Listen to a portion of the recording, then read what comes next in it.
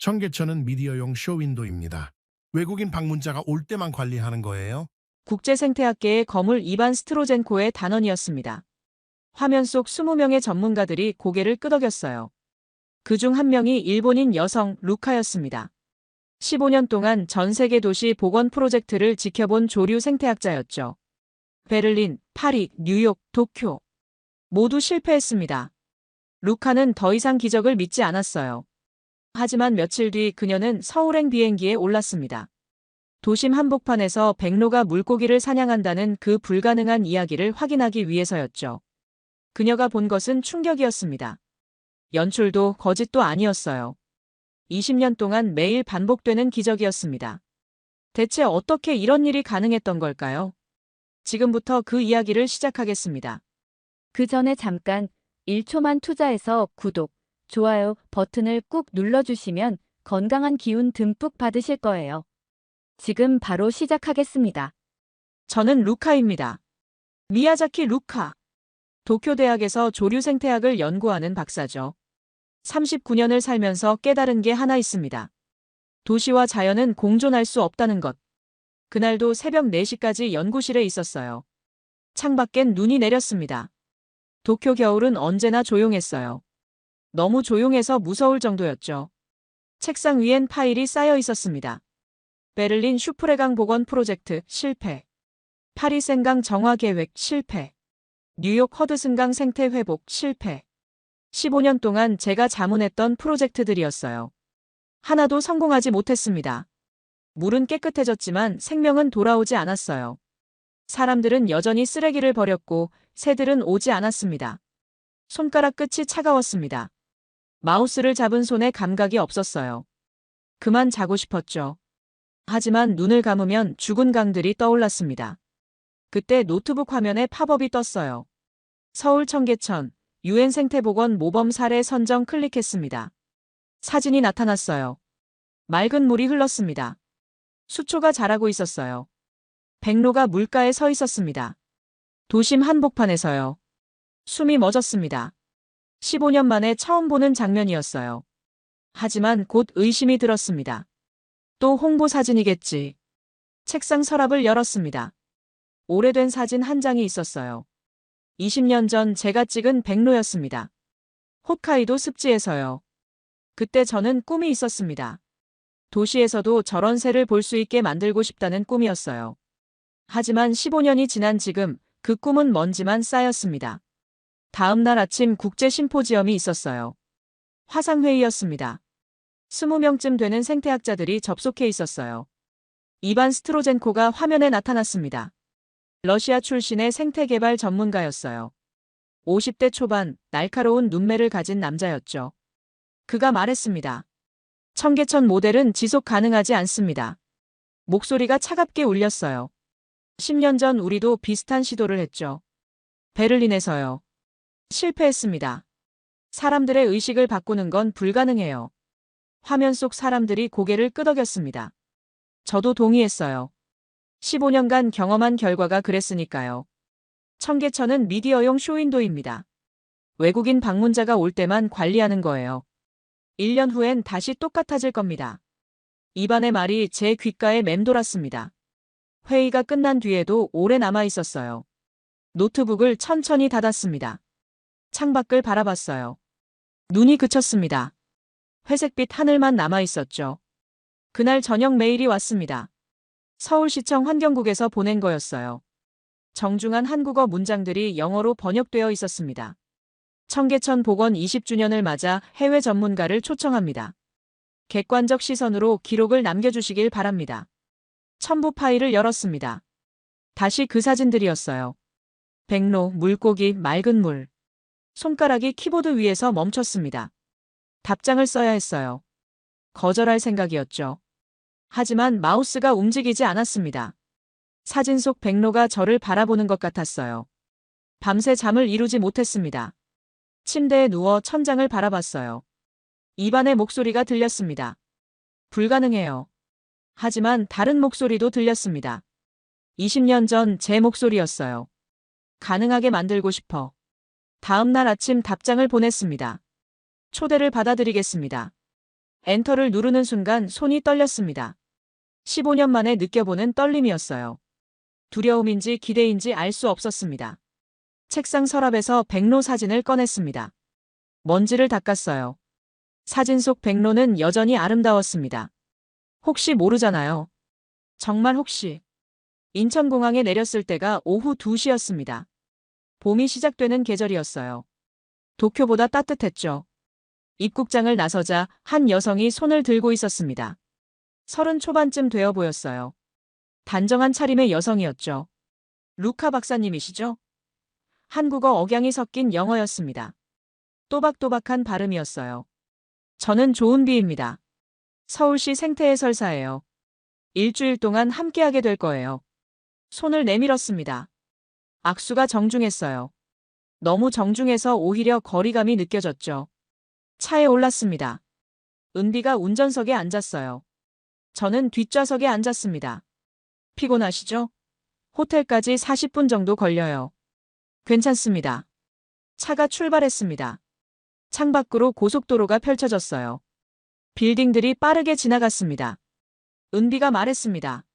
청계천 복원 사례는 들어보셨죠? 네. 자료로요.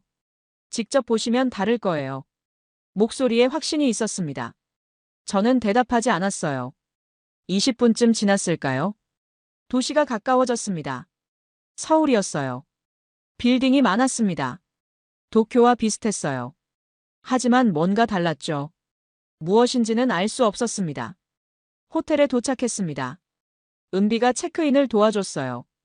방 열쇠를 받았습니다. 내일 아침 8시에 로비에서 만나요. 편히 쉬세요. 은비는 웃으며 떠났습니다. 정중한 미소였어요. 방에 들어갔습니다. 가방을 내려놓고 창가에 섰어요. 서울 야경이 펼쳐져 있었습니다. 노트북을 켰습니다. 메일함을 열었어요. 이반에게서 메일이 와 있었습니다. 루카, 서울에 갔다면서? 시간 낭비 말고 빨리 돌아와. 우리 논문 마감이 다음 달이야. 논문이었습니다. 도시생태복원의 한계라는 제목의 논문이었어요. 이반과 제가 공동으로 쓰는 거였죠. 결론은 이미 정해져 있었습니다. 불가능하다. 메일을 닫았습니다. 서울시에서 보내준 자료 파일을 열었어요. 복원 전후 사진들이 나타났습니다. 복원 전 청계천은 고가도로 밑에 묻혀 있었습니다. 50년 동안 땅속에 갇혀 있었던 거예요. 검은 물이 흘렀습니다. 복원 후 사진은 달랐습니다. 맑은 물이 흘렀어요. 수초가 자랐고 사람들이 걷고 있었습니다. 너무 완벽했습니다. 지나치게 아름다웠어요. 역시 홍보 사진이야. 사진을 하나씩 확대했습니다. 백로가 물가에 서 있는 사진이었어요. 배경에 빌딩이 보였습니다. 합성은 아니었습니다. 그건 확실했어요. 하지만 연출일 수는 있었죠. 노트북을 덮었습니다. 침대에 누웠어요. 천장을 바라봤습니다. 내일이면 알 수 있을 겁니다. 진짜인지 가짜인지, 기적인지 쇼인지. 잠이 오지 않았습니다. 시차 때문만은 아니었어요. 가슴 한구석이 두근거렸습니다. 15년 만에 느껴보는 떨림이었어요. 아침 8시 로비에서 은비를 만났습니다. 잘 주무셨어요? 네. 차에 올랐습니다. 10분쯤 달렸을까요? 빌딩 숲 사이로 물소리가 들렸어요. 도착했습니다. 은비가 차를 세웠습니다. 내렸습니다. 청계천이었어요. 도심 한복판이었습니다. 빌딩들이 하늘을 가렸습니다. 차 소리가 요란했어요. 하지만 물은 흐르고 있었습니다. 천천히 물가로 다가갔습니다. 계단을 내려갔어요. 산책로가 나타났습니다. 사람들이 걷고 있었습니다.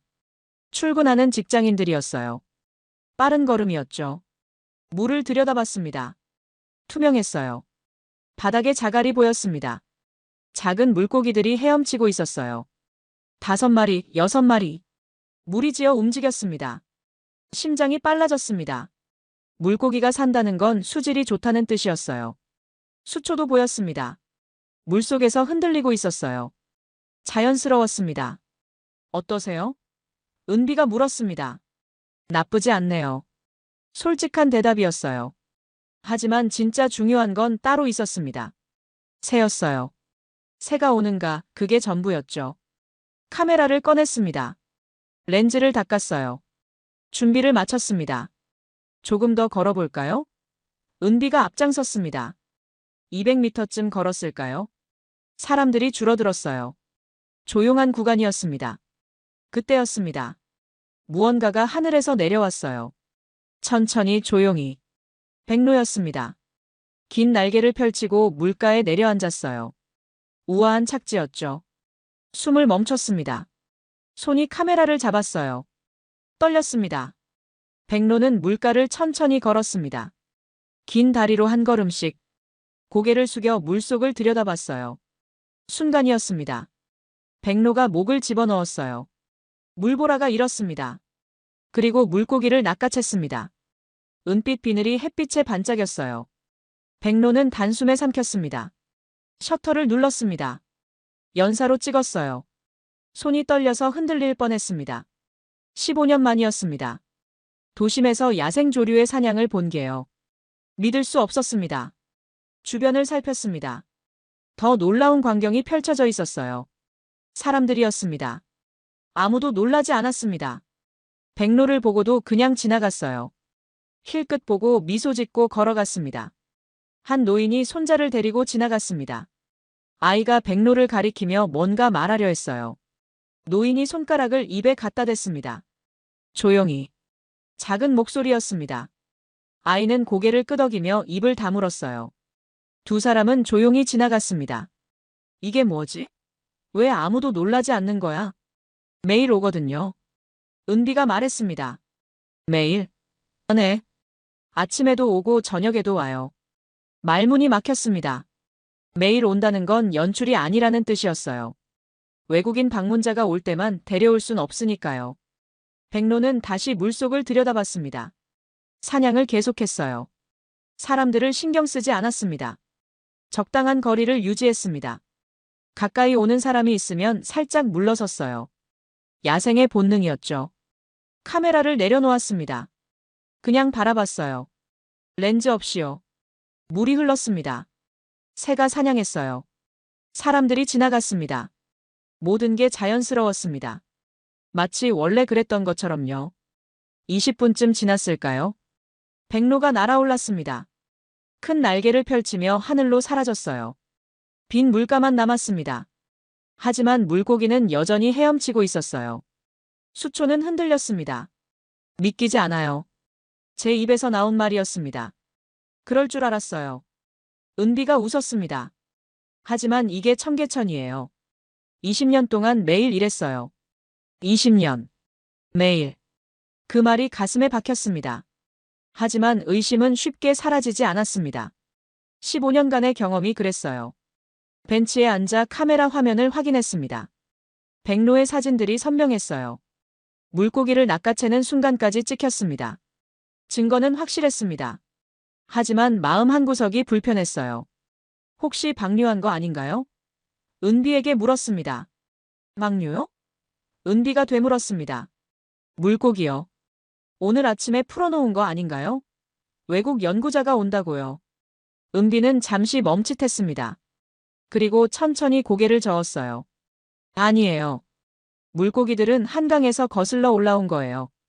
청계천은 한강으로 흐르거든요. 백로는요? 훈련된 새 아닌가요? 제 질문이 날카로웠습니다. 은비는 웃지 않았습니다. 기분 나쁜 표정도 아니었어요. 그저 이해한다는 듯한 눈빛이었죠. 많은 분들이 처음엔 그렇게 생각하세요. 괜찮아요. 증명할 수 있나요? 1시간만 더 걸어보실래요? 제가 아무것도 안 할게요. 직접 확인하세요. 두 사람은 다시 걷기 시작했습니다. 상류 쪽으로 향했어요. 물가를 따라 천천히 걸었습니다. 사람들이 지나갔어요. 조깅하는 사람, 산책하는 노인, 책을 든 학생. 30분쯤 걸었을까요? 다시 백로가 나타났습니다. 이번엔 2마리였어요. 나란히 물가를 걸으며 사냥했습니다. 카메라를 들었습니다. 찍었어요. 또 찍었습니다. 2번째였습니다. 같은 장소도 아니었어요. 다른 구간이었죠. 만약 연출이라면 이건 불가능했습니다. 새는 통제할 수 없는 존재니까요.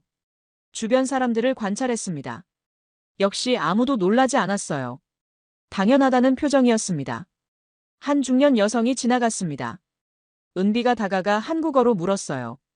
여성이 대답했습니다. 뭐라고 하나요? 제가 물었습니다. 백로가 자주 오냐고 물었어요. 매일 본대요. 점심시간마다 본다고 하네요. 매일. 또 그 말이었습니다. 다른 분한테도 물어볼까요? 은비가 물었습니다. 네. 은비는 산책 중인 노인에게 다가갔습니다. 노인이 밝게 웃으며 대답했어요. 맨날 와요. 아침에도 봤고 저녁에도 봐요. 오리도 오고 외가리도 와요.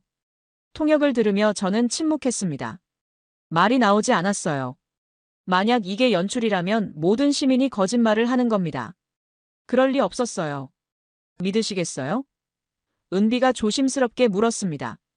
아직은 모르겠어요. 솔직한 대답이었습니다. 괜찮아요. 천천히 보세요. 두 사람은 계속 걸었습니다. 1시간이 더 지났어요. 그 사이 저는 많은 걸 봤습니다. 물속을 헤엄치는 물고기들. 바위 틈에 숨은 작은 개. 물 위를 맴도는 잠자리. 심지어 오리 가족도 있었습니다. 새끼 오리 4마리가 어미를 따라 헤엄쳤어요. 생태계였습니다. 완전한 생태계가 살아있었어요.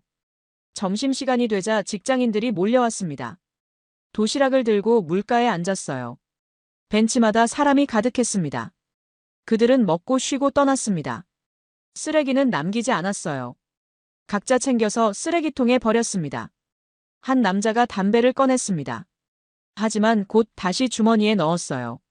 물가에서는 피우지 않는 거였죠. 저는 그 모습들을 하나하나 카메라에 담았습니다. 백로만이 아니었어요. 사람들이었습니다. 오후 3시쯤 다시 처음 장소로 돌아왔습니다. 백로가 또 나타났어요. 3번째였습니다. 이번엔 의심하지 않았습니다. 그냥 찍었어요. 조용히 지켜봤습니다. 백로는 물고기를 낚아챘습니다. 사람들은 조용히 지나갔어요. 모든 게 반복되었습니다. 매일 반복되는 일상이었습니다.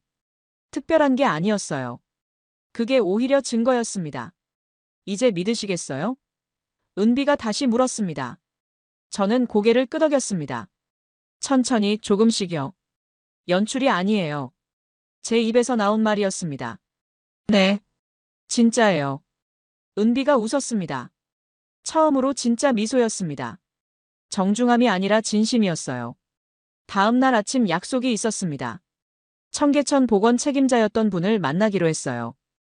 은비와 함께 카페로 향했습니다. 청계천이 내려다 보이는 곳이었어요. 창가 자리에 한 남성이 앉아 있었습니다. 60대 후반쯤 되어 보였어요. 온화한 인상이었죠. 장원석 교수님입니다. 은비가 소개했습니다. 안녕하세요. 루카 박사님. 교수가 일어나 악수를 청했습니다. 앉았습니다. 커피가 나왔어요. 교수는 창밖 청계천을 바라봤습니다. 어제 청계천은 어떠셨습니까? 믿을 수 없었습니다. 교수가 미소 지었습니다. 그럴 겁니다.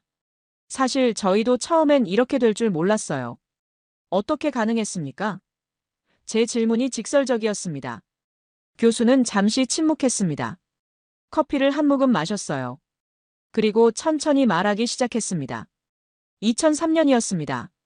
복원 프로젝트가 시작된 해죠. 그때만 해도 청계천은 고가도로 밑에 묻혀 있었어요. 50년 동안요. 네. 완전히 죽은 물이었습니다. 많은 사람들이 반대했어요. 복원해도 소용없다고요. 하지만 하셨습니다. 믿었으니까요. 물만 깨끗하게 하면 생명이 돌아올 거라고요. 교수는 자료 사진 몇 장을 꺼냈습니다. 복원 초기 사진들이었어요. 황량했습니다. 시멘트와 자갈뿐이었어요.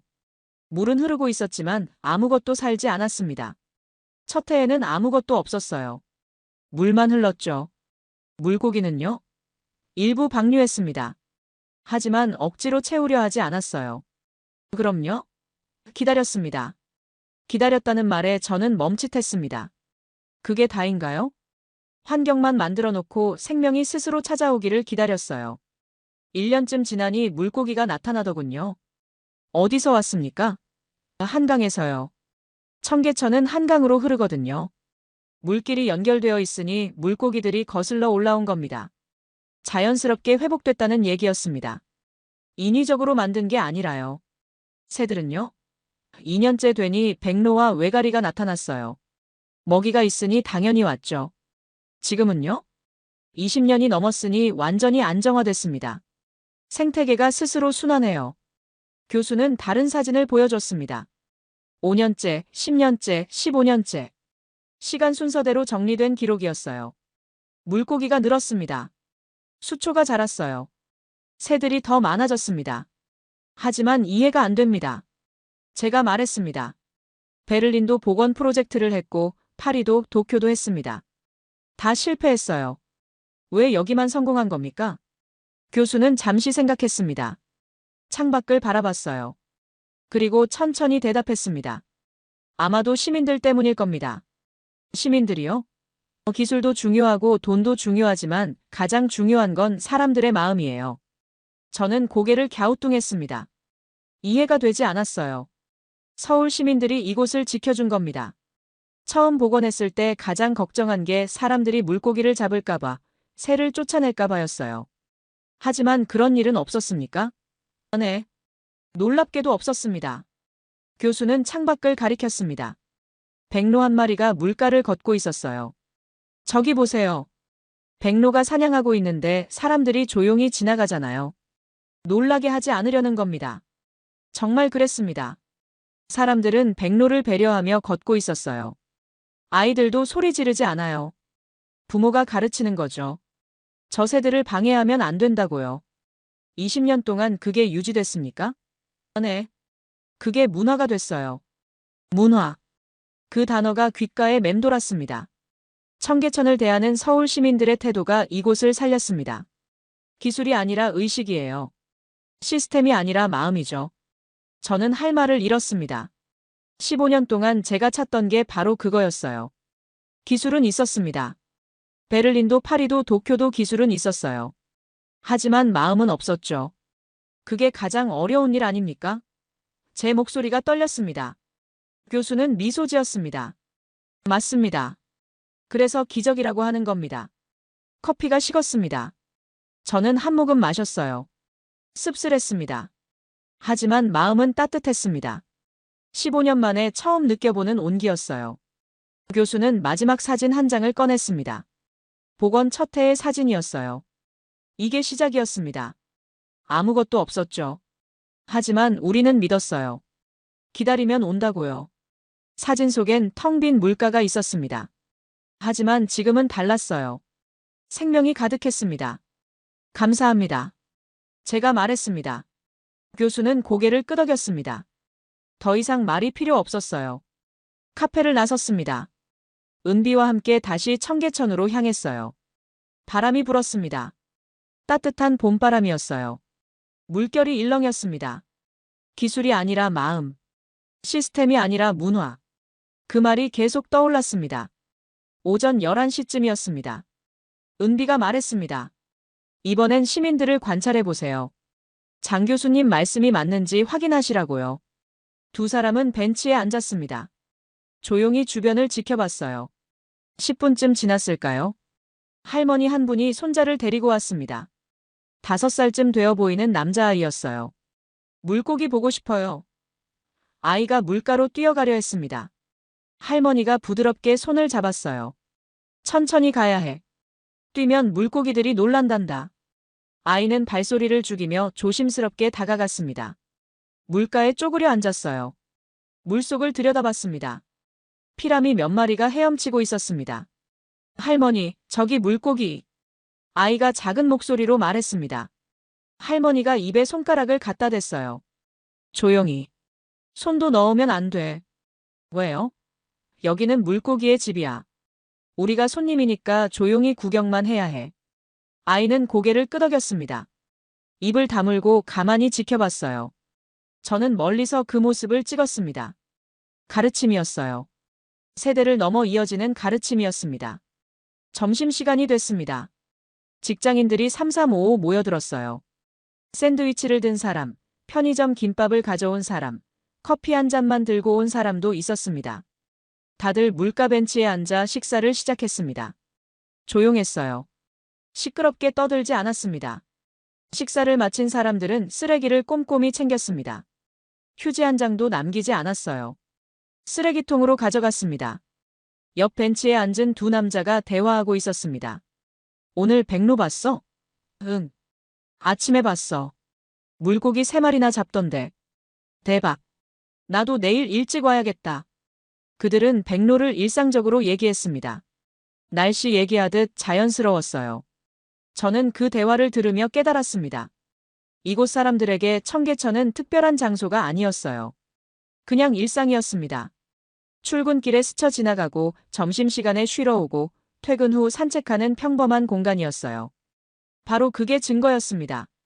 오후 1시쯤 상류 쪽으로 이동했습니다. 조금 더 한적한 구간이었어요. 그곳에서 한 중년 남성을 만났습니다. 카메라를 들고 물가를 촬영하고 있었어요. 은비가 한국어로 말을 걸었습니다. 남성이 흔쾌히 응했어요. 취미로 사진 찍으시는 분인데 19년째 청계천을 기록하고 있대요. 은비가 통역했습니다. 왜 계속 찍으십니까? 제가 물었습니다. 변화를 기록하고 싶어서래요. 사람들이 얼마나 노력했는지, 자연이 어떻게 회복되는지요. 사람들이 정말 노력했습니까? 남성은 당연하다고 답했습니다. 은비가 통역을 이어갔어요. 처음 몇 년은 시민감시단도 있었대요. 쓰레기 버리는 사람 있으면 주해주고 물고기 잡으려는 사람 있으면 말렸대요. 지금은요? 지금은 그럴 필요도 없답니다. 다들 알아서 조심하니까요. 그게 바로 문화였습니다. 의식적인 노력이 무의식적인 습관이 된 거예요. 남성이 카메라를 보여줬습니다. 19년간 찍은 사진들이었어요. 복원 초기의 황량한 모습부터 지금의 풍요로운 모습까지. 시간이 흐르는 게 보였습니다. 왜 사람들이 이렇게 된 걸까요? 제가 물었습니다. 남성은 청계천을 바라보며 천천히 답했습니다. 은비가 통역했어요. 아마 이곳이 우리 것이라고 느껴서가 아닐까요? 세금으로 만든 거니까 우리가 지켜야 한다고 생각하는 거죠. 그 말이 가슴에 와닿았습니다. 우리 것. 소유가 아니라 책임이었어요. 그리고 서울 사람들은 자연이 그리웠대요. 도시에만 살다 보니까요. 그러니 생긴 자연은 소중히 하고 싶은 거래요. 그리움이었습니다. 잃어버린 것에 대한 그리움이 이곳을 지킨 거예요. 오후 3시쯤 한 무리의 초등학생들이 왔습니다. 선생님과 함께였어요. 현장 학습인 듯 했습니다. 선생님이 아이들을 물가에 앉혔습니다. 설명을 시작했어요. 여기가 원래 어떤 곳이었는지 아는 사람? 고가도로요. 한 아이가 손을 들고 대답했습니다. 맞아요. 50년 동안 땅속에 묻혀 있었어요. 그런데 2003년에 다시 살렸죠. 어떻게 살렸을까요? 물을 깨끗하게 해서요. 그것뿐일까요? 사람들이 지켜줘서요. 맞아요. 쓰레기 버리지 않고 물고기 잡지 않고 새들을 방해하지 않았죠. 여러분도 이곳을 지켜야 해요. 네. 아이들이 힘차게 대답했습니다. 저는 멀리서 그 장면을 찍었습니다. 교육이 이어지고 있었어요. 미래 세대에게로요. 해가 기울기 시작했습니다. 벤치에 앉아 카메라에 담긴 사진들을 확인했어요. 백로와 물고기만이 아니었습니다. 사람들의 모습이 가득했어요. 말없는 약속이었습니다. 법으로 정하지 않았지만 모두가 지켰어요. 이곳을 사랑하니까, 소중하니까, 다음 세대에게 물려주고 싶으니까. 오늘 하루 어떠셨어요? 은비가 물었습니다. 저는 카메라를 내려놓았습니다. 한숨을 내쉬었어요. 이게 답이에요. 답이요? 15년 동안 찾아 헤맸던 답이요. 기술이 아니라 마음이에요. 시스템이 아니라 사랑이죠. 은비는 웃었습니다. 따뜻한 미소였어요. 네. 그게 청계천이에요. 저녁 7시. 은비와 헤어진 저는 혼자 다시 청계천을 찾았습니다. 밤의 모습이 궁금했어요. 낮과는 어떻게 다를까요? 청계천 입구에 도착했습니다. 가로등이 켜졌어요. 예상과 달리 사람들이 꽤 있었습니다. 퇴근 후 산책 나온 직장인들, 데이트를 즐기는 연인들, 강아지를 산책시키는 사람들. 낮과는 다른 종류의 사람들이었지만 물가를 대하는 태도는 똑같았습니다. 조용하고 조심스러웠어요. 천천히 걸으며 가로등 불빛 아래 흐르는 물을 바라봤습니다. 은은한 조명이 물결에 반짝였어요. 낮보다 더 고요했습니다. 평화로웠어요. 문득 다른 도시들이 떠올랐습니다. 베를린이었습니다. 10년 전 슈프레강 복원 프로젝트 현장에 갔을 때가 생각났어요. 낮에는 그럭저럭 괜찮아 보였습니다. 하지만 밤이 되자 달라졌어요. 술 취한 사람들이 물가에서 소리를 질렀고 쓰레기가 여기저기 널려 있었습니다. 아무도 신경 쓰지 않았어요. 파리 생강도 마찬가지였습니다. 낮에는 관광객들로 붐볐지만 밤에는 방치됐어요. 다음 날 아침이면 물가에 맥주병과 담배꽁초가 가득했습니다. 하지만 지금 눈앞의 청계천은 달랐습니다. 밤인데도 물은 깨끗했고 물가에는 쓰레기 하나 없었어요. 사람들이 지나간 자리에 아무것도 남지 않았습니다. 각자가 자기 쓰레기를 챙겨갔거든요. 한 커플이 벤치에 앉아 커피를 마시고 있었습니다. 다 마신 뒤 컵을 들고 일어났어요. 멀리 있는 쓰레기통까지 걸어갔습니다. 물가 바로 옆에 놔두고 갈 수도 있었는데 그러지 않았습니다. 저는 깨달았습니다. 차이는 관리가 아니라 의식이었어요. 다른 도시들은 시에서 관리하면 시민들은 아무렇게나 해도 된다고 생각했습니다. 하지만 서울은 달랐어요. 시민들이 스스로 지켰습니다. 물가에 앉아 한참을 지켜봤습니다. 밤 8시가 넘었는데도 산책하는 사람들이 계속 지나갔어요. 강아지를 데리고 온 한 남성이 있었습니다. 강아지가 물가로 다가가려 하자 남성이 부드럽게 목줄을 당겼어요. 물고기들을 놀라게 하지 않으려는 거였습니다. 조깅하는 사람들도 물가 가까이는 뛰지 않았습니다. 조금 떨어진 산책로를 이용했어요. 혹시라도 발소리가 물속 생명들을 방해할까봐 배려하는 것처럼 보였습니다. 노트를 꺼냈습니다. 15년간의 여정을 정리하기 시작했어요. 베를린, 파리, 암스테르담, 런던, 뉴욕, 도쿄. 모두 실패한 이유를 적었습니다. 베를린은 기술은 있었지만 시민의식이 없었다고 적었습니다. 파리는 관광객만 생각했지 생태계는 생각하지 않았다고요. 암스테르담은 겉모습만 꾸몄을 뿐 본질을 놓쳤다고 썼습니다. 그리고 서울이라고 썼습니다. 그 옆에 이렇게 적었어요. 시민들이 주인이다. 20년 동안 스스로 지켰다. 법이 아니라 마음으로. 의무가 아니라 사랑으로. 밤 9시. 사람들이 조금씩 줄어들었습니다. 하지만 여전히 산책하는 사람들이 있었어요. 한 노부부가 손을 잡고 천천히 걷고 있었습니다. 저는 그들을 따라 천천히 걸었습니다. 밤의 청계천은 낮과는 또 다른 매력이 있었어요. 고요하고 평화로웠습니다. 다리 위에 서서 물을 내려다봤습니다. 어둠 속에서도 물은 흐르고 있었어요. 낮에 봤던 물고기들도 지금 어딘가에서 쉬고 있겠죠. 백로들도 어디선가 잠들었을 겁니다. 내일 아침이면 다시 돌아올 거예요. 매일 그랬듯이요. 그때 깨달았습니다. 청계천의 기적은 화려한 무언가가 아니라 이 평범함이었어요. 매일 반복되는 일상. 사람들이 출근하고 점심을 먹고 퇴근하는 동안 백로가 사냥하고 물고기가 헤엄치는 이 평범한 풍경.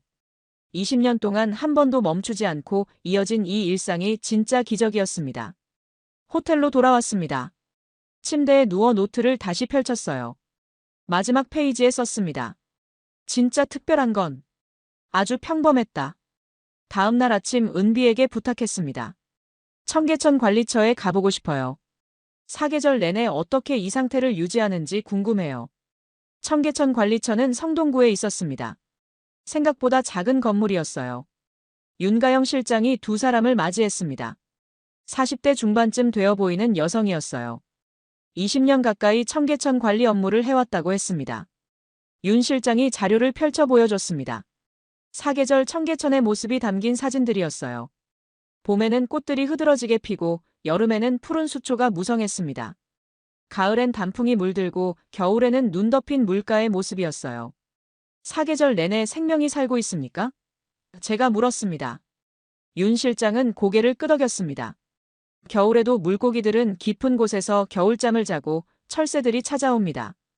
봄이 되면 산란기가 시작되고 여름엔 새끼들이 자라고 가을엔 다음 겨울을 준비합니다. 완전한 자연의 순환이에요. 관리가 어렵지 않습니까? 윤 실장의 대답이 의외였습니다. 생각보다 어렵지 않아요. 가장 큰 이유는 시민들 때문이죠. 또 시민들이었습니다. 시민들이 지켜주니 관리 인력이 많이 필요하지 않습니다. 수질 모니터링과 기본적인 청소만 하면 돼요. 윤 실장은 컴퓨터 화면을 보여줬습니다. 수질 데이터였어요. 매일 여러 지점에서 측정하는데 20년 동안 꾸준히 좋은 수치를 유지하고 있어요. 특별한 약품을 쓰는 것도 아니고 그저 깨끗한 물을 흘려보내고 자연이 정화하도록 둡니다. 가장 힘든 게 뭡니까? 윤 실장은 잠시 생각하더니 답했습니다. 태풍이나 폭우 같은 자연재해죠. 한 번은 큰 태풍이 와서 물이 범람할 뻔했는데 다행히 배수 시스템이 잘 작동해서 피해를 막았어요. 그때도 시민들이 협조해줬습니다. 위험하니 가까이 오지 말라고 했더니 다들 지켜줬어요. 역시 시민들이었습니다. 윤 실장이 덧붙였습니다. 요즘은 젊은 세대가 더 적극적이에요. SNS에 청계천 사진을 올리고 쓰레기 줍기 캠페인도 자발적으로 합니다. 환경동아리 학생들이 정기적으로 와서 수질 조사도 돕고요. 세대가 바뀌어도 청계천을 지키는 마음은 이어지고 있어요. 관리처를 나온 두 사람은 다시 청계천을 따라 걸었습니다. 은비가 말했습니다. 각 계절마다 다른 새들이 와요. 봄에는 제비가 날아오고 여름에는 물총새가 나타나고 가을에는 기러기 떼가 쉬어가고요. 겨울에는요? 오리들이 많아져요. 그럼 1년 내내 다른 생명들을 볼 수 있다는 겁니까? 네. 20년 동안 청계천은 철새들의 정거장이 됐어요. 한강에서 쉬다가 청계천에도 들러요. 점심을 먹으며 은비가 말했습니다. 저는 어릴 때부터 청계천을 알았어요. 복원된 게 2005년이니까 제가 초등학생 때였죠. 부모님과 자주 왔는데 처음엔 물고기가 별로 없었어요. 하지만 해마다 늘어나는 게 신기했어요. 중학생 때는 과학 시간에 청계천 생태계를 조사하는 과제가 있었어요. 친구들과 함께 와서 물고기 종류를 세고 새들을 관찰했죠. 그때 처음 백로를 봤는데 너무 아름다워서 감동했어요. 저는 은비의 이야기를 들으며 깨달았습니다. 청계천은 단순한 복원 프로젝트가 아니었어요. 한 세대의 추억이고 교육의 장이고 삶의 일부였습니다. 해가 기울기 시작할 무렵 말했습니다. 며칠 더 머물고 싶습니다. 사계절을 다 담고 싶어요. 은비는 웃으며 답했습니다. 언제든 다시 오시면 돼요. 청계천은 항상 여기 있을 거예요. 그 말에 저는 고개를 끄덕였습니다. 정말 그럴 것 같았어요. 20년을 지켜온 이곳은 앞으로 20년, 30년도 계속 이어질 거라는 확신이 들었습니다. 귀국 당일 새벽. 비행기는 오후 2시였지만 마지막으로 청계천의 아침을 담고 싶었어요. 6시에 도착했습니다. 아직 어둠이 남아 있었어요. 가로등이 꺼지기 시작했고 동쪽 하늘이 서서히 밝아오고 있었습니다. 물소리만 고요하게 들렸어요. 삼각대를 세우고 자리를 잡았습니다. 하늘이 변하는 과정을 담고 싶었거든요. 첫 출근자가 나타난 건 6시 30분쯤이었습니다. 중년 여성이 청계천을 따라 빠르게 걸어갔어요. 그녀는 물가를 지나며 힐끗 물을 보았습니다. 몇 초의 여유였지만 그게 그녀의 하루를 시작하는 방식인 것 같았습니다. 7시가 되자 사람들이 늘어났습니다. 조깅하는 사람, 출근하는 사람, 산책하는 노인. 각자의 방식으로 청계천과 하루를 시작했어요. 저는 그 모습들을 하나하나 카메라에 담았습니다. 그때 익숙한 모습이 보였습니다. 백로였어요. 천천히 날아와 물가에 내려앉았습니다. 저는 미소를 지었어요. 이제 놀랍지 않았습니다. 당연한 풍경이었거든요. 백로도 자기 하루를 시작하는 거였어요. 8시쯤 은비가 나타났습니다. 공항 가는 길에 들렀어요. 고마웠습니다. 일주일 동안 은비가 없었다면 이 모든 걸 이해할 수 없었을 겁니다. 두 사람은 마지막으로 청계천을 따라 천천히 걸었습니다. 말은 별로 없었어요. 그저 풍경을 바라보며 걸었습니다. 물소리, 새소리, 사람들의 발소리. 모든 소리가 어우러져 청계천의 아침을 만들고 있었어요. 한 다리 위에 섰습니다. 물을 내려다보며 말했습니다. 고맙습니다. 일주일 동안 많은 걸 배웠어요. 저도 배웠어요. 당연하게 여겼던 청계천이 얼마나 특별한지 다시 알게 됐어요. 앞으로도 청계천은 이대로 유지될까요? 은비는 자신있게 고개를 끄덕였습니다. 20년을 지켜왔으니 20년, 30년 더 지켜질 거예요. 이제는 서울의 일부니까. 시민들의 삶의 일부니까요. 공항으로 가는 길. 차 안에서 창밖을 바라봤습니다. 서울의 빌딩들이 지나갔어요. 어딘가 저 아래에 청계천이 흐르고 있었습니다. 보이지 않아도 알 수 있었어요. 지금도 물은 흐르고 생명은 살아가고 사람들은 걷고 있을 거라고요. 인천공항에 도착했습니다. 체크인을 마치고 은비와 작별 인사를 나눴어요. 언제든 다시 오세요. 청계천은 항상 여기 있을 거예요. 꼭 다시 옵니다. 사계절을 다 담으러 올게요. 출국장으로 들어가기 전 돌아서서 한 번 더 은비를 바라봤습니다. 손을 흔드는 은비의 모습이 점점 작아졌어요. 일주일 동안 함께한 시간이 스쳐 지나갔습니다. 비행기 안에서 노트를 꺼냈습니다. 지난 일주일을 정리하기 시작했어요. 첫날 백로를 봤을 때의 충격. 연출을 의심했던 순간. 진실을 확인한 기쁨. 장 교수의 설명. 시민들의 모습. 밤의 청계천. 그리고 깨달음. 펜을 들고 마지막 문장을 썼습니다. 청계천은 자연이 선택한 도시다. 기술이 만든 게 아니라 마음이 지킨 기적이다. 15년 동안 나는 특별함을 찾아 헤맸다. 하지만 진짜 특별한 건 평범함이었다. 매일 반복되는 일상. 한 번도 멈추지 않는 사랑. 그게 기적이었다. 노트를 덮고 창밖을 바라봤습니다. 구름 위로 햇살이 쏟아지고 있었어요. 돌아가면 뭘 해야 할까? 15년간 모은 실패의 기록들을 어떻게 정리해야 할까? 그리고 답을 찾았습니다. 실패가 아니었어요. 청계천을 만나기 위한 과정이었습니다. 15년 동안 전 세계 도시를 돌았기에 청계천의 가치를 정확히 알 수 있었던 거예요. 도쿄에 도착한 건 오후 6시였습니다. 집으로 돌아가는 지하철 안에서 스마트폰을 꺼냈어요. 이반에게 메일을 보냈습니다. 미안합니다. 논문을 다시 써야 할 것 같습니다. 제목도 바꿔야 해요. 도시 생태복원의 한계가 아니라 도시 생태복원의 가능성으로요. 당신이 틀렸습니다. 저도 틀렸어요. 우리 모두 틀렸습니다. 가능합니다. 서울이 증명했어요. 엔터를 눌렀습니다. 답장이 올 때까지 기다리지 않았어요. 집에 도착해서 가방을 풀었습니다. 카메라를 꺼내 메모리 카드를 컴퓨터에 연결했어요. 사진들이 나타났습니다. 백로, 물고기 할머니와 손자, 조용히 걷는 사람들, 현장 학습 온 학생들, 19년째 사진 찍는 남성, 은비의 미소. 15년 만에 처음으로 희망을 담은 사진들이었어요. 다음 날 아침 일어나자마자 작업실로 갔습니다. 벽에 걸린 세계 지도를 보며 새로운 계획을 세우기 시작했어요.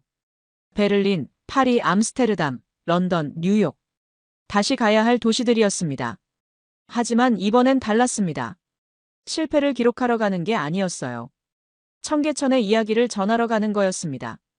가능하다고, 희망이 있다고, 함께 만들면 된다고 말하러 가는 거예요. 25살 때 품었던 꿈이 다시 살아났습니다. 도시와 자연이 공존하는 순간을 담고 싶다는 꿈. 15년 동안 좌절했지만 이제 알았어요. 불가능한 꿈이 아니었습니다. 청계천이 증명했으니까요. 카메라를 들고 창밖을 바라봤습니다. 도쿄의 아침이 밝아오고 있었어요. 어딘가에서 새가 울었습니다. 저는 미소 지으며 중얼거렸습니다. 다시 시작이야. 15년의 여정이 끝나고 새로운 여정이 시작되는 순간이었습니다. 이번엔 희망을 전하는 여정이었어요. 청계천이 준 선물이었습니다. 책상 서랍을 열었습니다. 20년 전 제가 찍은 백로 사진이 있었어요. 먼지를 닦았습니다. 그 옆에 서울에서 찍은 백로 사진을 나란히 놓았어요. 20년의 시간이 흘렀습니다. 하지만 새는 여전히 아름다웠어요. 그리고 이제 저는 알았습니다. 도시에서도 저런 새를 볼 수 있다는 걸요. 불가능이 아니라 가능이었습니다. 기술이 아니라 마음이었어요. 시스템이 아니라 문화였습니다. 노트북을 켰습니다. 새 파일을 만들었어요. 제목을 썼습니다. 청계천, 시민이 만든 기적. 첫 문장을 썼습니다. 저는 15년 동안 불가능을 증명하려 했습니다. 하지만 서울은 가능을 보여줬습니다. 손가락이 키보드 위에서 춤을 췄습니다. 글이 흘러나왔어요. 백로의 이야기, 물고기의 이야기, 시민들의 이야기, 그리고 마음의 이야기였습니다. 창밖에서 햇살이 들어왔습니다. 따뜻했어요. 15년 만에 느껴보는 온기였습니다.